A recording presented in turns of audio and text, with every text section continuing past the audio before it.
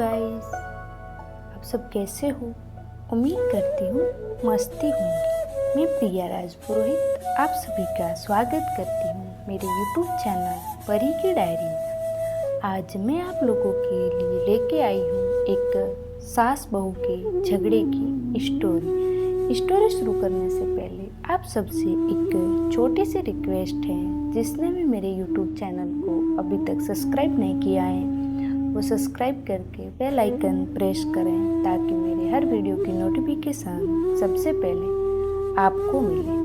आइए स्टोरी शुरू करते हैं। संध्या रोज की तरह अपने सारे काम निपटा कर नहाने गई ही थी कि अचानक सास की कस आवाज कानों में पड़ी। अरे बहू, ओ बहू, कहाँ मर गई? सुनती नहीं हो क्या? रसोई के सारे काम निपटाने के बाद अब नहाने का समय मिला था, लेकिन उसे इस कस की आवाज की आदत हो चुकी थी। दिन में सास की एक न एक शिकायत उसके कानों में गूंजती रहती थी और आज भी कोई नई बात नहीं थी। संध्या ने जैसे तैसे अपने ऊपर 2 मग पानी डाला, जल्दी से कपड़े पहने और दौड़ते हुए सास माया देवी के कमरे में पहुंची। माया देवी गुस्से में चिल्ला रही थी, अरे तुझसे एक काम भी ठीक से नहीं होता।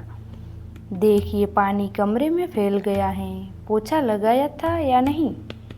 संध्या डरते हुए बोली, माँ जी, लगाया तो था।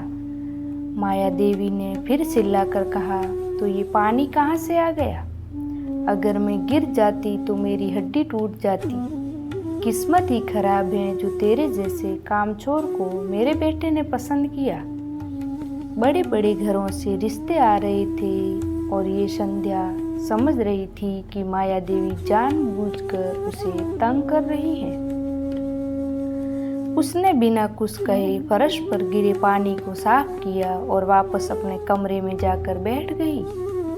उसके मन में ये सोचते हुए हल्की थकान से उसकी आंखें बंद हो गई कि अगली बार किस बहाने से सास बुलाएगी। ये कोई नई बात नहीं थी। जब से संध्या इस घर में आई थी, उसके पति सुरेश के ऑफिस जाते ही माया देवी उसे तंग करने का एक नया तरीका ढूंढ लेती थी।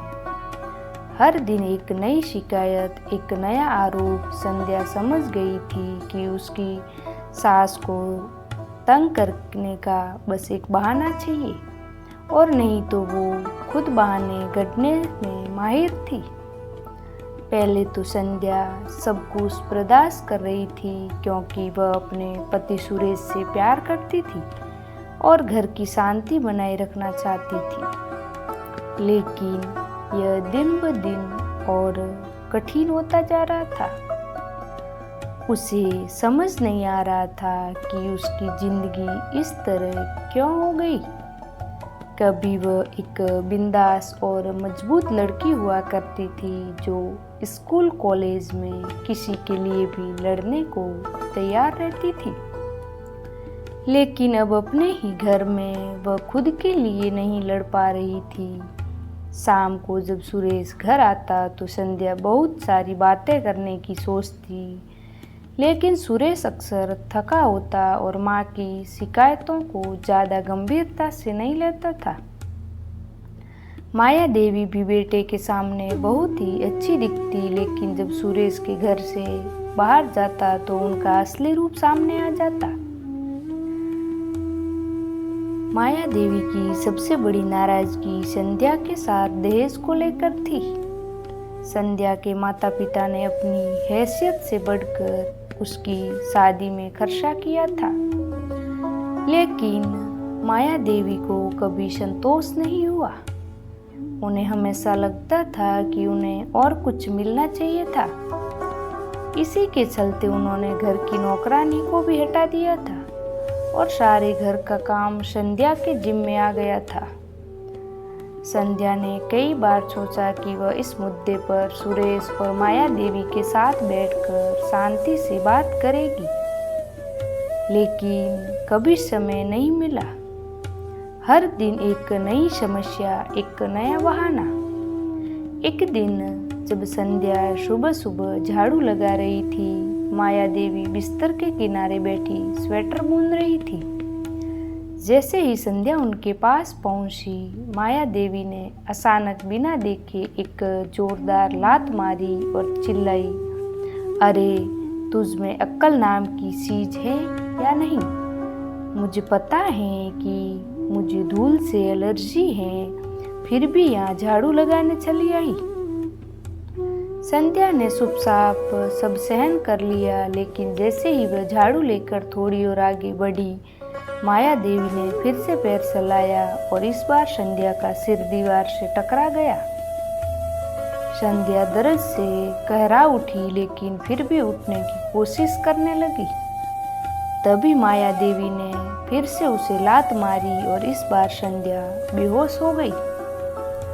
माया देवी ने उसे कोसते हुए कहा, अरे मर गई क्या? उठ, अभी काम पड़ा है। लेकिन जब संध्या नहीं उठी तो माया देवी के हाथ पांव फूल गए। उन्होंने तुरंत सुरेश को फोन किया। सुरेश तुरंत संध्या को अस्पताल ले गया, लेकिन माया देवी की बड़बड़ाहट बंद नहीं हुई।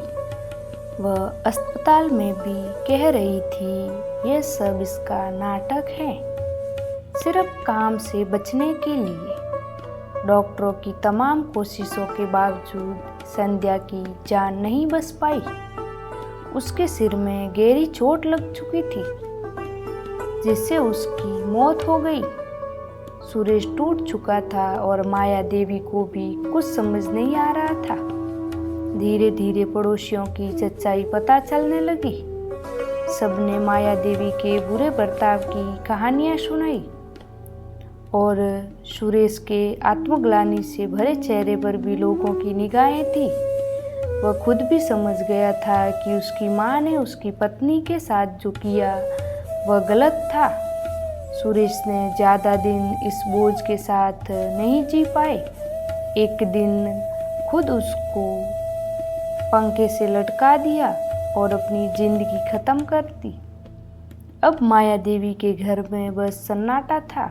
वह दिन भर बड़बड़ाती रहती थी, अरे बहू कहाँ मर गई, मेरे बेटे को भी साथ ले गई, जल्दी आ, घर गंदा पड़ा है। लोगों ने सुना, लेकिन कोई उसकी मदद करने नहीं आया। कुछ दिनों बाद खबर आई कि माया देवी को पागल खाने में भर्ती करा दिया गया था और उनके घर को किसी ने सस्ते दामों में बेच दिया था। आई होप स्टोरी सुनने में आपको अच्छी लगी होगी। अच्छी लगी हो तो मेरे चैनल को सब्सक्राइब करें, लाइक करें और आपके दोस्तों को, फैमिली को शेयर करना बिल्कुल भी ना भूलें। मिलते हैं एक और नई स्टोरी के साथ, तब तक राधे राधे।